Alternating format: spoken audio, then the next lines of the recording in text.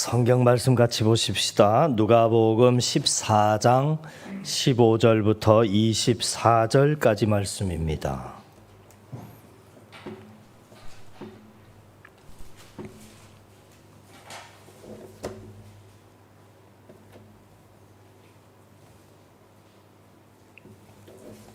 누가복음 14장 15절부터 24절까지 함께 말씀 같이 읽습니다. 함께 먹는 사람 중에 하나가 이 말을 듣고 이르되 무릇 하나님의 나라에서 떡을 먹는 자는 복되도다 하니 이르시되 어떤 사람이 큰 잔치를 베풀고 많은 사람을 청하였더니 잔치할 시각에 그 청하였던 자들에게 종을 보내어 이르되 오소서 모든 것이 준비되었나이다 하매 다 일치하게 사양하여 한 사람은 이르되 나는 밭을 샀음에 아무래도 나가 보아야 하겠으니 청컨대 나를 양해하도록 하라 하고 또 한 사람은 이르되 나는 소 5겨리를 샀음에 시험하러 가니 청컨대 나를 양해하도록 하라 하고 또 한 사람은 이르되 나는 장가 들었으니 그러므로 가지 못하겠노라 하는지라 종이 돌아와 주인에게 그대로 고하니 이에 집주인이 노하여 그 종에게 이르되 빨리 시내의 거리와 골목으로 나가서 가난한 자들과 몸 불편한 자들과 맹인들과 저는 자들을 데려오라 하니라. 종이 이르되 주인이여 명하신 대로 하였으되 아직도 자리가 있나이다. 주인이 종에게 이르되 길과 산울다리로 나아가서 사람을 관건하여 데려다가 내 집을 채우라. 내가 너희에게 말하노니 전에 청하였던 그 사람들은 하나도 내 잔치를 맛보지 못하리라 하였다 하시니라. 아멘. 코로나 광야 길을 걸은 한 해였지만 감사로 예배하는 여러분께 하나님께서 은총 베푸시기를 원합니다. 가을 거지를 끝낸 뒤에 한 해 중 가장 풍성할 때 이스라엘 백성들은 집 마당이나 빈 공터로 나가서 초막을 짓고 7일 동안 그곳에서 불편한 생활을 합니다. 옛 조상들이 40년 광야길을 걸은 것을 기억합니다. 또 약속의 땅에서 거둔 풍성한 토지의 소산이 하나님의 은혜임을 고백하면서 초막절을 지킵니다. 요즘 말로 축제입니다. 우리 교회도 지난 주일 초막절에 해당하는 추수감사주일을 지켰습니다. 오늘 우리가 잃어버린 것이 있다면 바로 축제의 신앙입니다. 이스라엘 백성들은 한 해 동안 하나님 앞에서 절기를 지키며 사는 축제의 백성들이었습니다. 유월절, 칠칠절, 초막절, 안식일, 그리고 매달 초하루에 지키는 월삭, 7월 1일 신년 나팔절, 7월 10일 대속죄일 등등 온 한 해가 축제의 연속입니다. 7년마다 지키는 안식년도 있습니다. 또 50년이 되면 지키는 희년도 있습니다. 오늘 본문의 예수님의 큰 잔치의 비유도 축제라고 하는 그런 맥락에서 읽어 나갈 수 있는 부분입니다. 자, 여러분, 예수님의 큰 잔치 비유의 큰 잔치라고 하는 것이 도대체 무엇을 의미하는 것일 것 같습니까?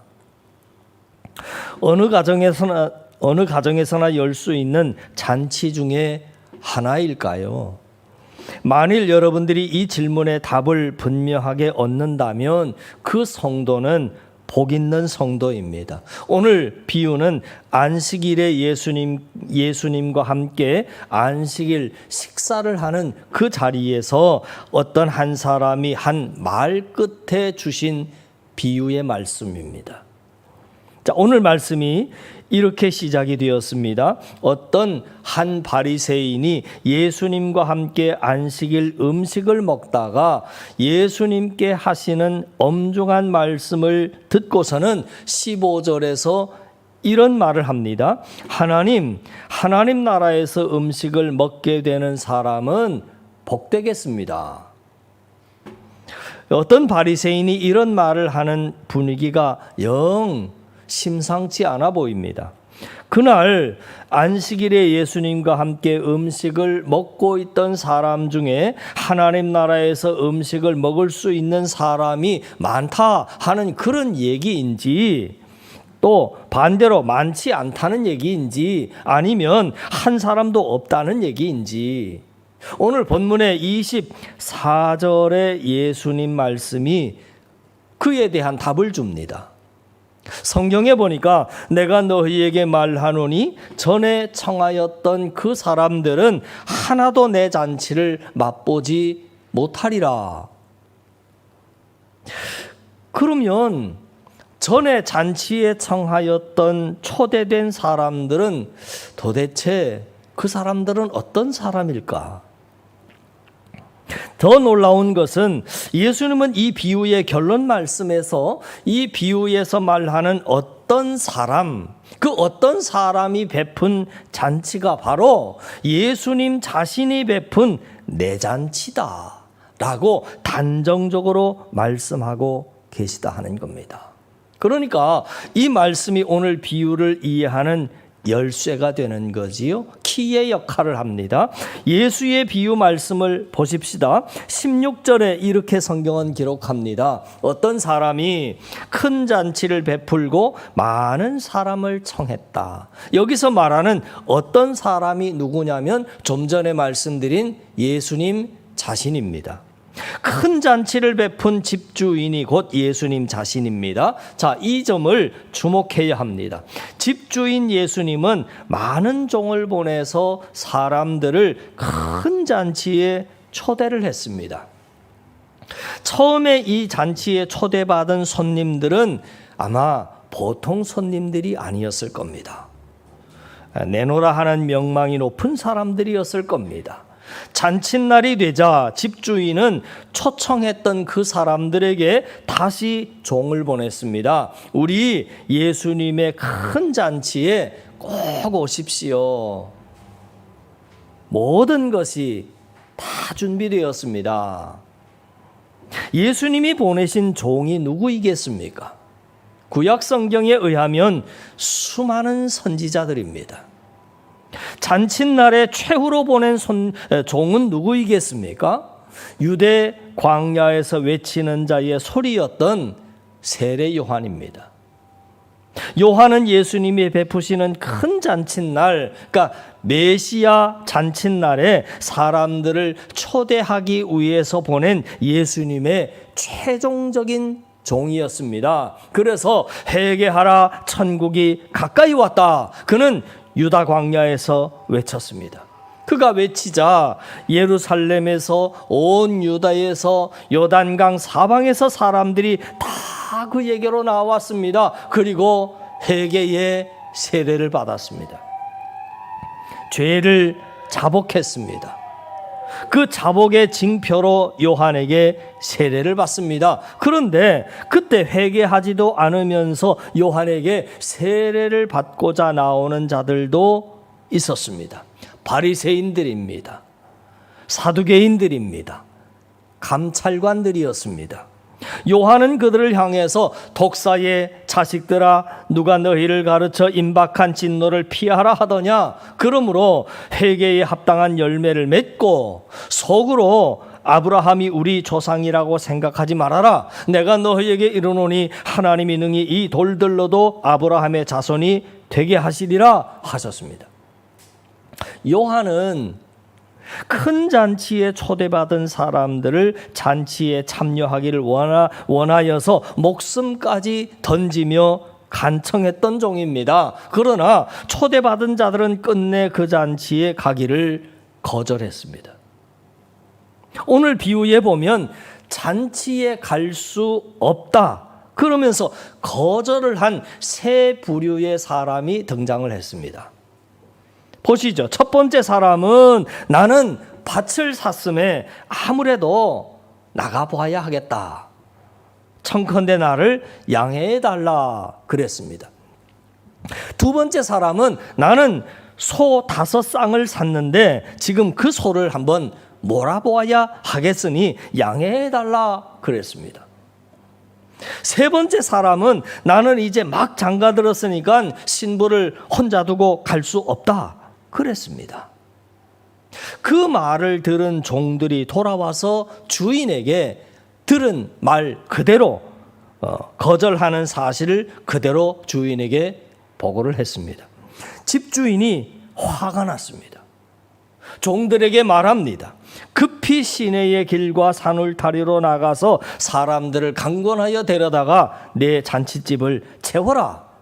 그러면서 종들에게 24절에 이런 말씀을 합니다. 내가 너희들에게 말하노니 전에 청하였던 그 사람들, 그 첫 번째 사람, 두 번째 사람, 세 번째 사람들, 그 사람들은 하나도 내 잔치를 맛보지 못하게 될 거다 그랬습니다. 그러면 여러분, 예수님의 잔치 비유에서 말하는 큰 잔치라고 하는 것은 무엇을 의미하는 것이라고 여러분 생각하십니까? 인류 역사에 이렇게 큰 잔치가 열린 적은 단 한 번도 없었습니다. 비유가 말하는 큰 잔치가 무엇이겠습니까? 예수님 자신입니다. 예수님이 보여주신 하나님 나라입니다. 우리가 잘 쓰는 익숙한 말로 표현하자면 예수님의 공생애가 큰 잔치입니다. 예수님의 공생애, 하나님 나라에 가장 먼저 초대받은 자들이 누구일 것 같습니까? 예수님 당시에 예루살렘 성전에서 일하던 유대 종교 지도자들입니다. 대제사장, 사두개인들, 바리새인들, 서기관들, 율법 선생들, 회당장들, 그리고 장로들, 이런 사람들입니다. 이들은 하나같이 예수님 베푸신 큰 잔치인 하나님 나라보다는 자기들이 산 밭과 소와 신부를 더 소중히 여겼던 자들입니다. 예수님이 초청하신 큰 잔치에는 그들의 마음조차도 두지 않았습니다. 도리어 잔치를 망치고자 했고 그 잔치를 적대시하였습니다. 그 실상이 오늘 본문의 맥락에서 아주 선명하게 드러나고 있습니다. 오늘 누가복음의 저자는 예수님의 큰 잔치 비유를 말씀하신 그날, 그 그날이 어떤 날인지를 14장 1절에서 이렇게 밝히고 있습니다. 그날이 바로 때마침 안식일이었다 그럽니다. 누가복음의 저자는 그 안식일에 고의적으로 기획된 사건이 일어났다 하는 것을 1절 이하에 우리에게 여러 가지 단서들을 보여주고 있습니다. 우연히 일어난 사건이 아니다 그 말이죠. 철저하게 사전에 계획된 고의적인 사건이 있었습니다. 그 사건이 무엇인가? 여러분, 어떤 바리새인 지도자가 자기 집의 안식일 식사에 의도적으로 예수님을 초청을 했습니다. 자, 생각해 보십시오. 그 바리새인이 예수님을 자기 집의 안식일 식사에 초대했다면 갑자기 초대했겠습니까? 미리 사전에 예수님께 약속을 받았고 초대를 했을 겁니다. 일부러 소문도 내었을 법도 하지 않겠습니까? 예수님만 모신 것도 아니었습니다. 가까이 지내는 명망 있는 바리새인들과 서기관들도 초대했습니다. 그런데 그 초대의 잔치가 참 고약합니다. 예수님을 모셨으면 잘 섬겨야 하지 않았겠습니까? 그 바리새인들은 초대받은 예수님을 가까이에서 의도적으로 사람들을 배치시켜 놓고는 예수님의 일거수일투족을 엿보게 했습니다. 그리고 예수님이 그 바리새인의 집에 오신다 하는 소문이 났던지 마침 거기에 누가 와 있느냐면 한 수종병 걸린 남자가 예수님보다 먼저 그 바리새인의 집에 와서 거기 앉아 있었습니다. 사실은 여러분 이건 불가능한 일입니다. 바리새인의 집에 수종병 든 자가 올 수 있나요? 그럴 수는 없는 겁니다. 초청받은 사람만 오게 되어 있고 수종병이라고 하는 것은 그 당시에 부정한 병입니다. 부정한 사람이 바리새인의 집에 그냥 와 있다. 그럴 수는 없는 겁니다. 이건 무슨 의도가 있는 거지요. 계획이 있는 겁니다. 자, 수종병이라고 하는 것은 그 당시에 몸의 조직 이상으로 장기에 물이 차서 온몸이 뚱뚱 붓는 그런 병입니다. 참 기가 막힌 상황이지요. 자, 그 상황이 일어나도록 사전에 연출을 한 것 같은 그 느낌이 아주 짙게 성경은 나타납니다. 그리고 그날이 무슨 날이라고요? 안식일이다. 자, 예수님을 자신의 집 안식일 식사에 초대한 한 바리새인 집주인의 의도가 선하지 못했다 하는 것을 우리가 깨닫게 됩니다. 그 의도된 상황을 예의주시하고 있던 다른 바리새인들이 예수님이 오시기만을 기다리고 있습니다. 그들의 안식일 전통법인 할라카에 의하면 안식일에는 죽을 병이 아니면 병을 고쳐주면 안 된다라고 하는 안식일 금지법이 당시에 있었습니다. 그래서 예수가 수종병 앓는 그 남자를 고쳐주나 고쳐주지 않나 하고 감찰을 하고 있는 겁니다. 예수님은 그들의 악한 생각을 이미 다 간파하셨습니다. 그들에게 선제적으로 직격적으로 이제 예수님이 질문하셨는데 뭐라고 질문하셨느냐면 성경은 이렇게 나옵니다. 안식일에 병 고쳐주는 것이 합당하냐 합당하지 아니하냐. 예수님의 이 기습적인 질문에 염탐을 하고 있던 바리새인들의 말문이 막혔습니다.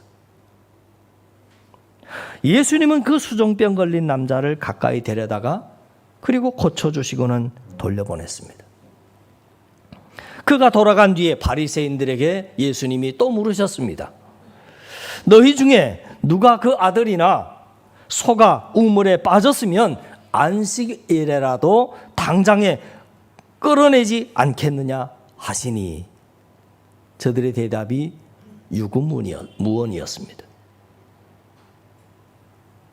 그렇게 의도한 사건이 무의로 돌아가게 됐을 때 바리새인들의 그 다음 행동이 참 또 가관이었습니다. 초대받은 안식일 식사 자리에 서로 상석에 앉아보겠다고 난리가 난 겁니다. 기가 찼습니다. 그래서 14장 7절로 14절까지의 내용이 무슨 내용이냐면 예수님이 잔치에 초대받았을 때 높은 자리에 앉지 말고 말석에 앉으라 하는 요지의 말씀을 7절부터 14절까지 주신 것입니다. 자, 여러분, 오늘 이 잔치 비유에 등장하는 세 사람, 즉 밭을 산 사람의 밭, 소 5겨리를 산 소, 장가 들었다라고 하는 그 장가, 그 단어들이 무슨 의미를 내포하고 있는 것 같아 보입니까? 그냥 밭이 아니지요. 그냥 소가 아닙니다. 그냥 시집 가고 장가 가는 그런 결혼 이야기를 하심이 아니다 그 말이죠. 오늘 말씀은 비유이라 말씀드렸습니다. 비유입니다. 그러니까 밭과 소와 결혼은 안식일 식사에 예수님을 초대한 바리새인과 또 초대받은 많은 바리새인 율법 선생 서기관들이 가지고 있는 그들의 신앙적인 기준, 가치의 기준, 삶의 가치 기준, 삶의 법칙들을 말하고 있는 겁니다. 바리새인 서기관들은 그들이 가지고 있던 바로 그 신앙의 기준, 즉 밭과 소와 결혼이라고 하는 핑계거리로 예수님 공생의 3년 내내 예수님과 사사건건 그것 때문에 충돌했습니다. 그들이 가지고 있는 밭의 기준, 소의 기준, 결혼의 핑계거리 기준 때문에 예수님께서 주신 말씀의 참 의미인 하나님 아버지의 뜻과 항상 충돌했습니다. 논쟁했습니다. 자기들의 밭의 기준, 소의 기준, 결혼의 기준이라고 하는 것 때문에 예수님을 배척했습니다. 그래서 끝내 예수님을 건축자들이 내다버린 돌과 같이 갈보리 언덕의 십자가로 예수님을 성 밖으로 내다버렸던 것입니다. 저와 여러분 안에는 예수님이 말씀하시는 하나님의 나라와 충돌하는 밭의 기준, 소의 기준, 그리고 결혼했다라고 하는 핑계거리와 같은 기준은 우리들 안에는 없습니까? 그것 때문에 예수님이 말씀하시는 하나님 나라와 충돌하고 있지는 않은가라고 오늘 성경은 우리에게 묻고 있는 겁니다.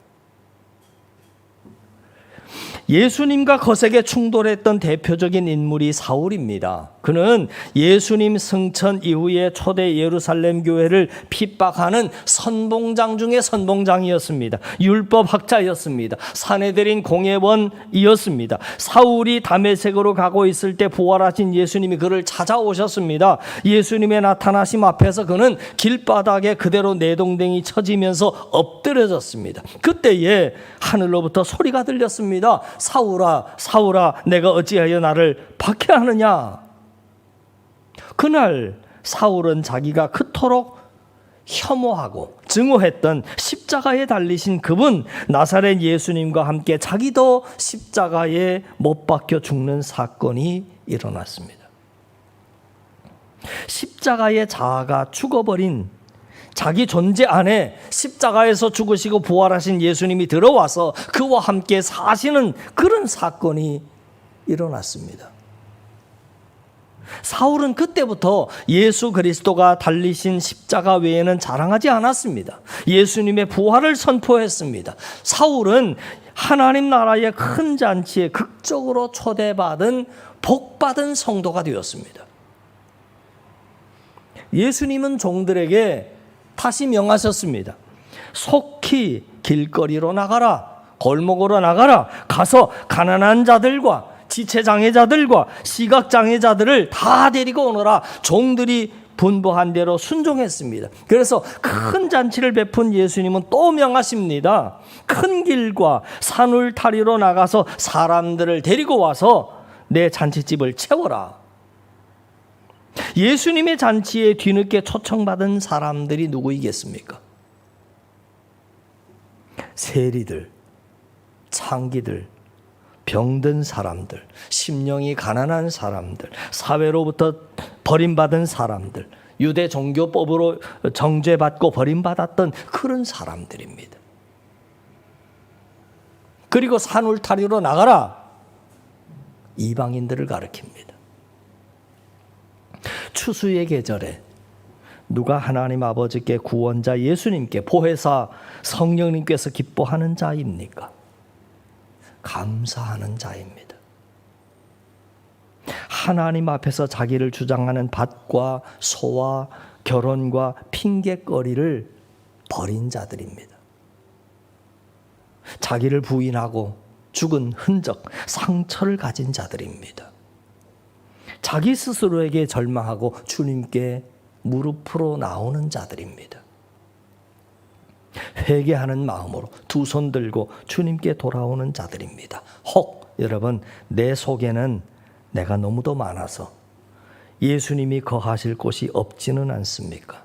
세리의 모습으로, 창기의 모습으로, 병든 자의 모습으로, 장애인의 모습으로 우리를 고치시고 치유하시는 예수님께로 나아가야 할 것입니다. 그 사람이 추수의 계절에 주님이 베푸시는 큰 잔치에 참여하는 복 있는 사람이다. 오늘 성경은 그 말씀을 우리에게 주고 있는 것입니다. 2021년 다 가기 전에 그 잔치에 참여하고 기쁨으로 주님과 함께 살아가는 저와 여러분, 우리 한사랑의 성도님들 다 되실 수 있기를 주님의 이름으로 간절히 축원을 드립니다. 기도드리겠습니다. 하나님 아버지, 주님이 베푸신 천국의 큰 잔치에 우리가 초대받았음에도 불구하고 내가 산 밭 때문에, 소 때문에, 결혼의 문제 때문에 잔치에 참여할 수 없다고 거부한 자들의 불신앙을 우리가 본받지 않기를 원합니다. 세리의 심정으로, 창기의 심정으로, 병든 자의 심정으로, 장애인의 심정으로 주님의 초대에 기쁨으로 응답하며 겸손하게 감사로 주님의 잔치에 참여하는 복된 우리 한사랑의 성도들 이곳에 가득 채워 주시옵소서. 한 사람이라도 더 구원하시려는 하나님의 구원 계획에 내가 하고 싶은 것만 하고 내 탐욕을 위해서 살면서도 천국 잔치에 참여할 수 있을 것이라고 착각하는 사람들 되지 않게 하옵소서. 믿고 감사드리며 예수님 이름으로 기도하옵나이다. 아멘.